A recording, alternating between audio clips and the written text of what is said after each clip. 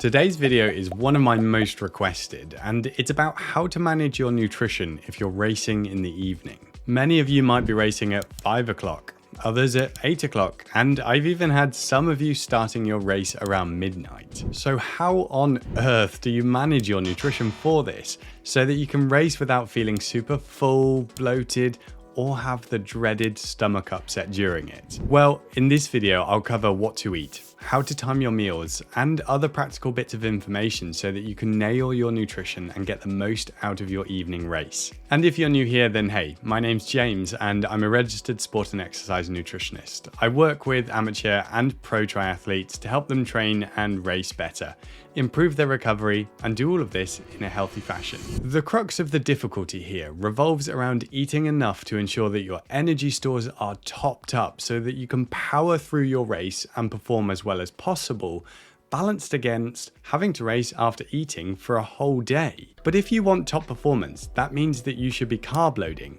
and it is such a powerful tool. Carb loading has the potential to significantly improve your endurance performance by as much as 2 to 3%, which is pretty huge, but it also has the potential to cause stomach upset and bloating too. Now, let's start with what proper carb loading isn't. It's not just a large pasta or pizza the night before, and it's also not just eating a few more carbs the day before your race. And it definitely isn't starting with a low carb period to make room for carb loading.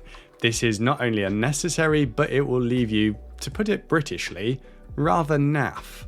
Instead, it's about eating a large, specific amount of carbohydrates in the days before your race in a structured way, and being mindful of the foods that you should avoid. It might sound a bit complicated, but don't worry, I'll walk you through it all. And for those of you who want a bit of extra guidance, I've created a free carb loading plan that you can download to help you get started. And there's a link in the description and comment section of this video. But why carb load in the first place? Well, it's all about maximizing your energy stores, and I mentioned that 2 to 3% improvement mark, and that's based on the available evidence that we have. Your body has two main sources of energy: fats and carbohydrates. Fats provide a nearly limitless supply of energy because the average individual has over 50,000 calories worth of energy stored as fat, which is incredible. However, carbohydrates are stored as glycogen in your muscles and liver, and they're limited, and that's to around 90 minutes of hard, steady exercise. When you carb load, you maximize the glycogen in your muscles, which helps you to avoid that dreaded bonking feeling, which is where low glycogen reserves force you to slow down or stop. It's awful, and it is a rubbish way to finish the race, rather than feeling strong and proud of what you've just put yourself through. So in a nutshell, carb loading is worth it. So let's run through the key points. The guidance is to consume 8 to 12 grams of carbohydrates per kilogram of body weight per day to properly carb load. For example, if you weigh 70 kilograms, you should consume 560 to 840 grams of carbohydrates per 24-hour period. When it comes to carb loading, simpler carbohydrates are your friends. This isn't the time for whole grains, as the fiber can cause digestive issues when you're loading up on such high carb foods. In a normal diet, absolutely, but not in this race period. So go for white rice over brown, white bread over wholemeal, and this is a great time to use carbohydrate-based drinks. And that might be things like sport-specific race nutrition or something like strawberry milk, as well as sweets like gummy bears or fruit gums, or whatever else you have where you live. The current evidence suggests that even just 24 hours of carb loading is sufficient to maximize glycogen reserves if you follow a proper protocol. But with an evening race, it can be helpful to begin around 36 hours before, essentially the start of the day before your race. This gives you a chance to follow a proper carb loading protocol and then reduce your intake before your race, which we'll talk about later, but this is a super important point. Around 3 days before your race, transition to a low fiber diet. This again means choosing the white varieties of grains over brown, but also means having less vegetables and avoiding fruits with skin on. This reduces the amount of bulk in your gut, which will reduce the risk of stomach upset during your race. In the carb loading period, you should be focusing on carbs, as the name suggests. But this also means that you should reduce the emphasis on protein and fat, and especially fat. So aim for low-fat foods and low-fat varieties where possible, lean cuts of meat if you eat it, and generally reduce any excess fat consumption through things like cheeses or oils. Cheeses? Cheese.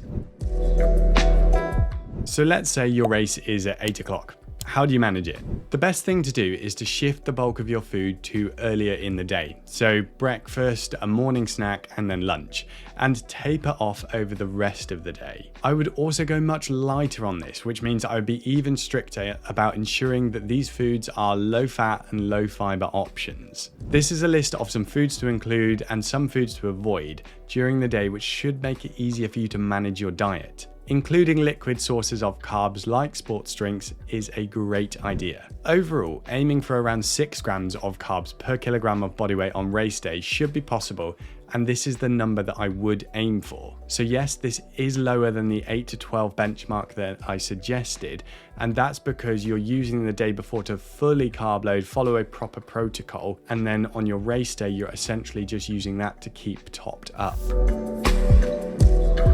You can snack in the afternoon if that fits with your timings. I'd just keep this light. So this could be something like Scotch pancakes and honey or maple syrup, a sports drink, low-fat rice pudding and jam. It's basically something to just tide you over, but I would almost completely avoid fat and fiber at this point. You're just trying to refine everything and give your gut as little work to do as possible. So next we need to talk about your evening meal. So your evening breakfast. Sounds a bit like a wedding breakfast really, but I can assure you, you should not be eating the typical sort of food that you would at a wedding.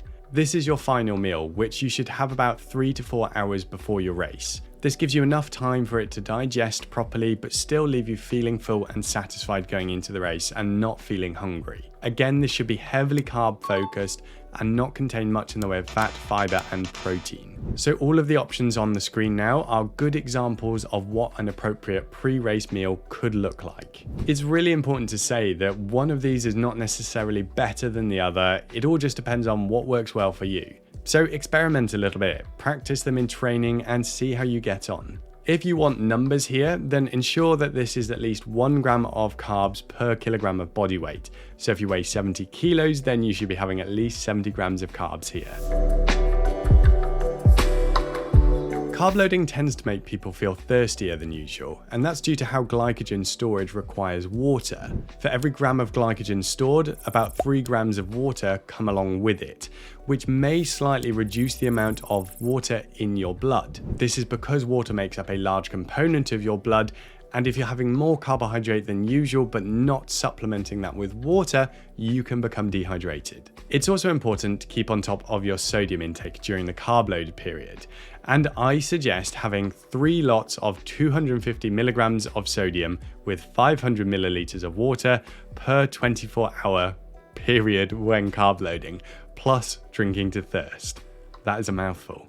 This should help ensure that your hydration levels stay up and will also allow you to process all the carbohydrates that you're eating, reducing the risk of unpleasantness happening during your race. Now, if you want some more information about carb loading or nutrition strategies for specific races, then you can check out my videos here.